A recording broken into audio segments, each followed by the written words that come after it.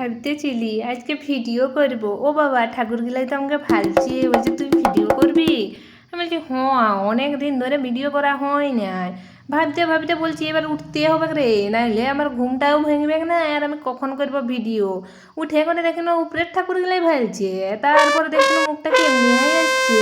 বলছি একটু লাইটটা কোন দিকে যে বেশি আসছে ভালো, সেই দিকটাই একটু করবো। তারপর দেখছি না এই দিকটাই ভালো আইলো, তারপরে এদিকে আরও খারাপ চলিয়ে আইলো।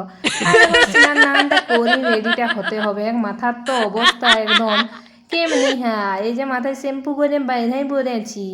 তারপরে যে কি বলে কুকুড়াগুলাকে খাতে দিব, বলি হরবর হচ্ছে। কুকুড়াগুলা তো আসার নামেই করছে না, এত ঘুরপাক খাচ্ছে, আর একটা কুকুড়ার জ্বালায় ঢুকতেও পারছে না। এই কামড়াচ্ছে। আর আমি বলছি তাড়াতাড়ি আইনো রে বা, তোদের জ্বালায় কি আমার ভিডিওটা করাই হবে না। তারপর ওই যে আমি বাইরে করে খেতে লাগাই নিয়েছি, তাও ওদের আসার নামেই হই না।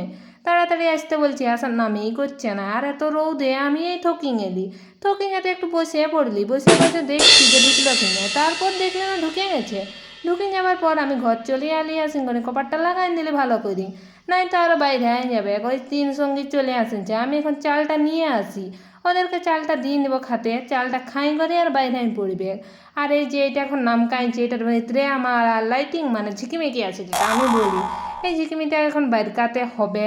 এত ধুলা, মায়ের বিছানায় রাখিছে, আসে করে আমাকে দিবে বেসার মারবে। এগুলো এখন বাইরকায় লিয়ে আগে, তারপরে যা পারে হোক।